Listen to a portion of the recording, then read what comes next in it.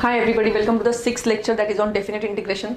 Definite integration के problems जो है वो ऐसे आइडेंटिफाई करने हैं कि आपको जो इंटीग्रल की जो साइन है उसमें एक वैल्यू दिखेगी, जैसे फॉर एग्जांपल 1 to 3 या फिर 0 to पाई या फिर -1 to 1। तो अगर आपको इंटीग्रेशन की साइन पे नीचे और ऊपर वैल्यूज दिखती है तो आपको समझ जाना है कि ये डेफिनेट इंटीग्रेशन का प्रॉब्लम है। इसको सॉल्व कैसे करते हैं, जैसे for example I given is 0 to 1 x² dx। तो हमको यहाँ पे इसे कहते हैं लोअर लिमिट, जो नीचे रहती है उसको कहते हैं लोअर लिमिट और जो ऊपर रहती है उसको कहते हैं अपर लिमिट, राइट। तो फिर x² का इंटीग्रेशन क्या है, जैसे हमने 5th लेक्चर में देखा था, जो पूरे टाइप्स है वो पूरे टाइप्स इसमें कवर होंगे और इसमें वही यूज होंगे। आपको इंटीग्रेशन वही टाइप यूज करके करना है, सिर्फ फर्क इतना है कि यहाँ पे आपको वैल्यूज दी रहेंगी, वो आपको आखिरी का जो आंसर आता है उसमें आपको x की जगह पे पुट करनी है ये दो वैल्यूज। तो फॉर एग्जाम्पल x² dx का इंटीग्रेशन का हमारा फॉर्मूला कौन सा था, x⁴n। अगर मैं इसको अप्लाई करती हूँ x⁴n, it gives x⁴n+1/n+1 that is x³ 3।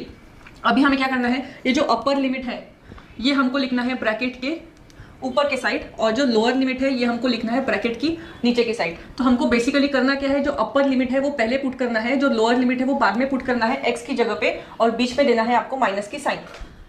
तो यहाँ पे हो जाएगा x³ है तो ये हो जाएगा 1³ माइनस 0/3, क्योंकि यहाँ पे पुट करने के बाद x की यहाँ पे 0 वैल्यू आएगी, तो ये हो गया 0। तो फाइनल आंसर रहेगा 1/3। फॉर एग्जाम्पल इसी एग्जाम्पल को लेते हैं, अगर यहाँ पे 1 2 3 होता तो यहाँ पे क्या हो जाता, अपर लिमिट 3 लोअर लिमिट 1, और हम लोग यहाँ पे पुट करते 3³ माइनस 1³ यानी हमको सिर्फ क्या करना है, ये जो लिमिट्स है वो x की जगह पे पुट करना है। तो यहाँ पे क्या हो जाएगा, 3³ is 27, 27/3, 9 minus 1/3, 26/3। Another example, 0 to 1 e⁻x dx।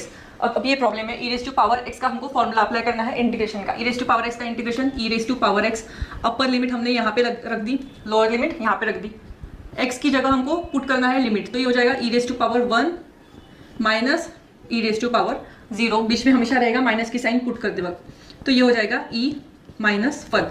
अभी आपने एक चीज नोटिस करी होंगी, जो इनडेफिनेट इंटीग्रेशन था उसका जो हर एक सॉल्यूशन आता था उसके आखिरी में हम लोग लिखते थे +c, लेकिन डेफिनेट इंटीग्रेशन में आपको +c नहीं लिखना है। क्यों?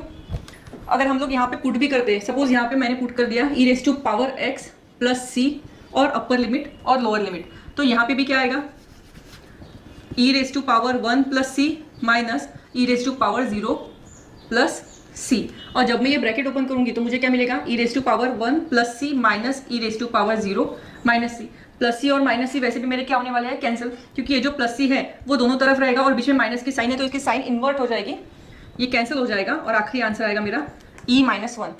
सो हमने यहाँ पे +c लिखे या नहीं लिखे, आखिरी में वो कैंसिल ही होने वाला है, इसलिए हम लोग जनरली डेफिनेट इंटीग्रेशन में +c नहीं लिखते। 0 to 2 5x upon x² + 4 dx। अब ये जो एग्जांपल है ये कौन से टाइप का एग्जांपल है, जिसमें नीचे की टर्म का डेरिवेटिव दैट इज डिनोमिनेटर का डेरिवेटिव हमको न्यूमरेटर में मिलेगा। तो फॉर्मूला कौन सा अप्लाई हो रहा है यहाँ पे, integration of f' upon f is log of f। 5 इसमें से हमने कांस्टेंट बाहर निकाल लिया, 0 to 2 x² + 4 dx। अगर मैं नीचे की डिनोमिनेटर की टर्म का अगर डेरिवेटिव करती हूँ तो x² का डेरिवेटिव मुझे मिलेगा 2x और 4 का डेरिवेटिव 0। तो मुझे ऊपर क्या चाहिए, न्यूमरेटर में मुझे चाहिए 2x और यहाँ पे सिर्फ x है, तो हम लोग क्या करेंगे 2 से मल्टीप्लाई एंड डिवाइड कर लेंगे, तो हमारा आंसर क्या मिलेगा, 5/2 log ऑफ x² + 4। यहाँ पे हम लोग पुट कर देंगे upper limit and lower limit, 5/2 log of, अब यहाँ पे 2 की जगह पुट करो, x की जगह 2 पुट करो पहले, तो क्या हो जाएगा 2² + 4 यानी कि 4 + 4 that is 8 minus log of 0² + 4 यानी आंसर क्या रहेगा 4। 5/2 log ऑफ, माइनस का क्या हो जाता है लॉगरिथम में, division, log 8/4 that is 5/2 log 2, ये रहेगा हमारा फाइनल। सो अभी ये जो 3 एग्जांपल्स हमने देखे, वो 3 एग्जांपल्स में आपने देखा कि इंटीग्रेशन की जो लोअर लिमिट थी वो अपर लिमिट से हमेशा कम रहती थी, छोटी रहती थी। अगर इसका उल्टा आता है, फॉर एग्जाम्पल अगर ऐसा आता है, यहाँ पे आ जाता है 3 to 1, मतलब क्या हो गया, लोअर लिमिट हमारी बड़ी हो गई और अपर लिमिट हमारी लेस वैल्यू हो गई, एक्स क्यूब डी एक्स। तो हमको क्या करना है, उसको इन्वर्ट करने के लिए, 1 को यहाँ पर लाने के लिए और 3 को अपर लिमिट को बड़ी करने के लिए इसको हम लोग इन्वर्ट कर सकते हैं by applying extra minus sign आपको करना है इंटीग्रेशन के बाहर। इंटीग्रेशन के बाहर अगर माइनस साइन देती हूँ तो मेरा क्या हो जाएगा, ये इन्वर्ट हो जाएगा। जो ऊपर की लिमिट है वो नीचे लिख सकते हैं हम, नीचे की लिमिट क्या हो जाएगी, ऊपर हो जाएगी। तो अभी आइडियल इंटीग्रेशन में आ गया, डेफिनेट इंटीग्रेशन में, क्योंकि इसकी अपर लिमिट हमेशा कम होनी चाहिए, सॉरी लोअर लिमिट हमेशा कम होनी चाहिए अपर लिमिट से। तो यहाँ पे क्या हो जाएगा, माइनस की साइन हमने दे दी एक्स क्यूब डी एक्स। तो आपको ये ध्यान में रखना है कि जब जब आपको नीचे की लिमिट बड़ी रहती है और ऊपर की लिमिट छोटी हो जाती है तो उसको इन्वर्ट करने के लिए आपको एक्स्ट्रा माइनस साइन देना है। ये माइनस वैसे ही रहेगा, एक्स क्यूब का इंटीग्रेशन रहेगा एक्स रेज़ टू पावर 4/4, 1/4 हमने कांस्टेंट बाहर निकाल लिया, एक्स में पुट कर दिया, upper limit 3 raise to power 4 minus lower limit 1 raise to power 4। 3 raise to power 4 is 81 minus 1 that is 80/4, जो हमारा फाइनल आंसर है -20 रहेगा। मतलब हमने देखा कि 3 प्रॉब्लम्स ऐसे देखे जिसमें लोअर लिमिट छोटी थी और अपर लिमिट बड़ी थी, और एक केस ऐसे देखिए जिसमें लोअर लिमिट बड़ी थी और अपर लिमिट जो थी वो छोटी थी। तो इस केस में आपको क्या करना है, एक एक्स्ट्रा माइनस की साइन देके इसको इन्वर्ट कर देना है। ये तो थे सिंपल प्रॉब्लम्स, ये थे सिंपल प्रॉब्लम्स जो हमने डायरेक्टली फॉर्मूला अप्लाई किया है और उसका आंसर निकाला है। लेकिन इसी के थोड़ा सा अलग स्टेप्स रहती है जब आती है सब्स्टिट्यूशन मेथड में डेफिनेट इंटीग्रेशन। तो सब्स्टिट्यूशन मेथड को कैसे सॉल्व करते हैं, जैसे for example I is 0 to π/2 e raise to power sin x into cos X D X. तो ये आता है सब्स्टिट्यूशन का एक्सपोनेंशियल फॉर्म जो हमने बी या सी पार्ट में देखा था। तो फिर e के पावर में जो टर्म रहती है वो अदर देन x रही तो हमको क्या करना है, उसको टी पुट करना है। ये आपको बताया था मैंने कि कैसे पार्ट्स उसके आइडेंटिफाई कैसे करने हैं, कौन सा जो सब्स्टिट्यूशन मेथड है वो कहाँ पे कैसे अप्लाई होगा वो आपको बताया था। तो ये केस आता है एक्सपोनेंशियल वाला बी पार्ट में, जिसमें आपको e की पावर अगर अदर देन a की, मतलब कांस्टेंट की, या फिर e की पावर अदर देन x दिखती है तो आपको उसको टी पुट करना है। तो आपको यहाँ पे क्या करना है, साइन x को put, sine x is equal to T. साइन x को टी पुट करने के बाद आपको क्या करना पड़ता है, डिफरेंशिएटिंग बोथ साइड्स। डिफरेंशिएट करने के बाद साइन x का क्या हो जाएगा, cos x dx is equal to dt। लेकिन यहाँ तक हमारा प्रॉब्लम है वो सॉल्व नहीं होता है। क्यों? क्योंकि यहाँ पे हमने x को t के फॉर्म में ला रहे हैं हम लोग। तो ये जो लिमिट्स थी वो लिमिट्स किसके हिसाब से दी थी, x के हिसाब से दी थी। तो आपको उसको कन्वर्ट करना है t के फॉर्म में। तो जब डेफिनेट इंटीग्रेशन में आपका सब्स्टिट्यूशन मेथड आएगा तो आपको क्या करना है, लिमिट्स भी आपकी चेंज होंगी। तो यहाँ पे लिखना पड़ेगा when x is equal to 0, क्योंकि x की एक लिमिट क्या थी, 0 है, और when x is equal to π/2। मतलब एक बार x की जगह पे 0 पुट करना है, एक बार x की जगह पे upper limit that is π/2 put करना है। कहाँ पे पुट करना है ये x की जगह पे, जहाँ हमने ये स्टेप लिखी है, put sin x is equal to T. यहाँ पे अगर मैं x की जगह 0 पुट करती हूँ तो t कौन हो जाता है, t इज इक्वल टू क्या हो जाता है, sin 0 दैट इज 0, और sin π/2 पुट करती हूँ तो t क्या हो जाता है, 1। मतलब यहाँ पे हमको जो पुट वाला हमने जो मेथड स्टेप यूज किया था वहाँ पे हमको x की जगह पे ये दो लिमिट्स पुट करना है, उससे हमको t की वैल्यू मिलेगी, t की नई लिमिट्स मिलेंगी, क्योंकि हमको पूरे x वाली टर्म को t में कन्वर्ट करना है। सो I बिकम्स 0 की जगह पे कौन आ गया, 0, फिर x की जगह पे कौन आ गया, 1, e raise to power sin x इन्हें क्या है हमारा t, and cos x dx हमारा क्या है, dt। तो ये सिंपल फॉर्म में सब्स्टिट्यूशन मेथड यूज हो गया। e raise to power t का integration, e raise to power t, upper limit lower limit, पहले अपर लिमिट पुट कर दी, फिर लोअर लिमिट पुट कर दी, और आखिरी में आंसर e-1। सो ये था सब्स्टिट्यूशन मेथड का एग्जाम्पल। और एग्जाम्पल हम लोग लेते हैं जो सब्स्टिट्यूशन मेथड का है, integration 0 to π/2 cos x upon 4 minus sine square x dx। यहाँ पे भी कौन सा पार्ट यूज हो रहा है, ये हमारा सब्स्टिट्यूशन मेथड का ए पार्ट यूज हो रहा है, जिसमें एक टर्म डिनोमिनेटर के एक टर्म का डेरिवेटिव हमको न्यूमरेटर में मिलेगा। तो हम लोग उसको पुट कर देंगे, put sin x is equal to T. जो हमने इंटीग्रेशन में पार्ट्स पूरे कवर किए हैं वही सब यहाँ पे यूज हो रहे हैं, सिर्फ फर्क इतना है कि सब्स्टिट्यूशन मेथड में आपको लिमिट्स भी चेंज करनी है और आखिर में वो लिमिट्स आपको पुट करनी है। sin x is equal to T है तो cos x dx is equal to dt। वापस हम लोग को क्या करना पड़ेगा, लिमिट्स चेंज करनी पड़ेगी। तो when x is equal to 0 है एक बार, और when x is equal to एक बार है π/2। तो x is equal to 0 put करिए यहाँ पे, t इज इक्वल टू क्या हो जाएगा, sin 0 that is 0, again t is equal to sin π/2 यानी sin 90 दैट इज 1। तो ये हो गया हमारा सब्स्टिट्यूट। यहाँ पे कर देना है हमको 0 की जगह 0 और π/2 की जगह 1, cos x dx यानी हो गया हमारा dt upon 4 minus sine square x हमारा हो गया t स्क्वायर। यहाँ पे फॉर्मूला कौन सा अप्लाई होगा, 1/a² minus x², that is 1/2a log of a plus x upon a minus x, 1/4 log of 2 plus t, यानी कि दोनों टाइम मैंने क्या कर दिया, पहले अपर लिमिट पुट कर दी 1, 2 माइनस 1 माइनस 1/4 log ऑफ, यहाँ पे मैंने क्या कर दिया, अपर लिमिट पुट कर दी, यहाँ पे लोअर लिमिट पुट करूंगी तो क्या आएगा 0, 2 प्लस 0 अपॉन 2 माइनस 0,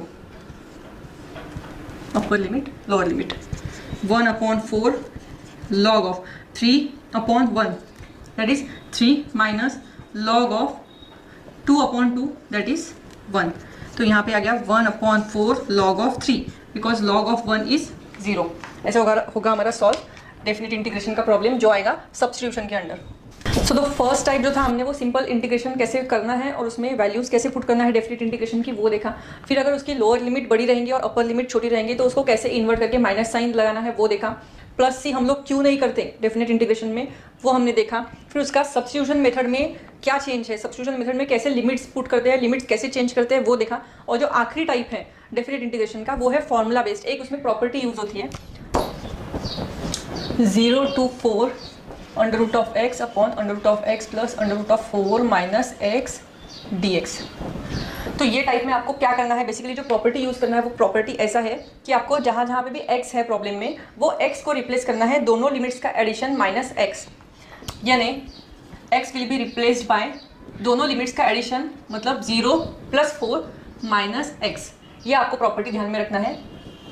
ये रिप्लेस करेंगे तो x will be replaced by 4 minus x। तो हमारा ये एक i, इसको i नाम दे दिया हमने, ये हो गया हमारा फर्स्ट इक्वेशन। ऐसे हमको सेकंड इक्वेशन ये पुट करके बनाना है। तो क्या हो जाएगा 0 to 4, लिमिट्स इसमें चेंज नहीं होंगी प्रॉपर्टी में, 0 to 4 under root of x की जगह लिख दिया 4 minus x upon under root of 4 minus x plus under root of 4 minus, फिर से इस x की जगह लिख दिया 4 माइनस x dx। जब मैं ब्रैकेट ओपन करती हूँ तो मुझे मिलेगा 4 minus X upon under root of 4 minus X plus under root of 4 minus 4 plus X, क्योंकि माइनस साइन दोनों से अंदर मल्टीप्लाई हो जाएगी। तो ये 4 माइनस 4 विल बी 0 और माइनस माइनस प्लस एक्स, तो यहाँ पे बचेगा सिर्फ एक्स।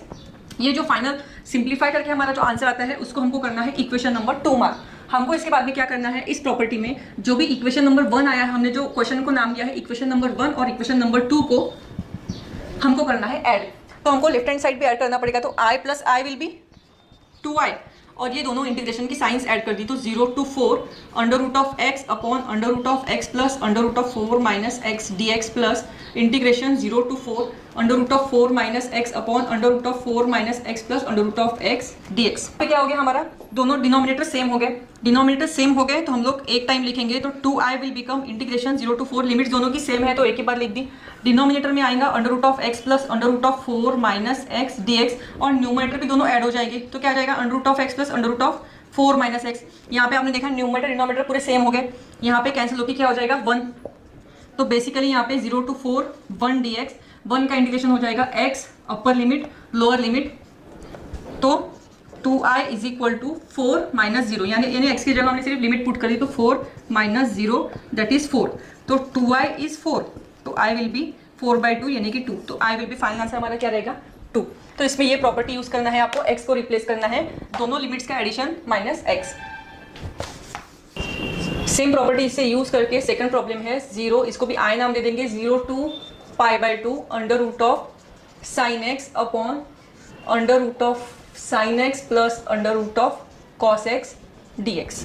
अगेन हमको क्या करना है, x को रिप्लेस करना है दोनों लिमिट्स का एडिशन माइनस x। दोनों लिमिट का एडिशन क्या आता है, 0 प्लस π/2 विल बी π/2, तो हमको रिप्लेस करना है x को π/2 माइनस x से। तो second i become 0 to π/2 under root of sine π/2 minus x under root of sine π/2 minus x plus under root of cos π/2 minus x dx। Sine π/2 minus theta is cos theta and cos π/2 minus theta is sine theta. ये जो दो values है, जो दो identities है वो हमको यहाँ पे पुट करनी है ट्रिग्नोमेट्री की। तो it become 0 to π/2 under root of sine π/2 minus theta is cos theta. तो यहाँ पे हो जाएगा cos x under root of cos x plus under root of sine x D x. ये हो गया हमारा सेकंड, ये हो गया, ये था हमारा फर्स्ट इक्वेशन, ये था हमारा सेकंड इक्वेशन। दोनों इक्वेशन को ऐड करती हूँ, मुझे यहाँ पे मिलेगा 2y और यहाँ पे 0 to π/2, दोनों की लिमिट सेम है तो एक बार लिखी।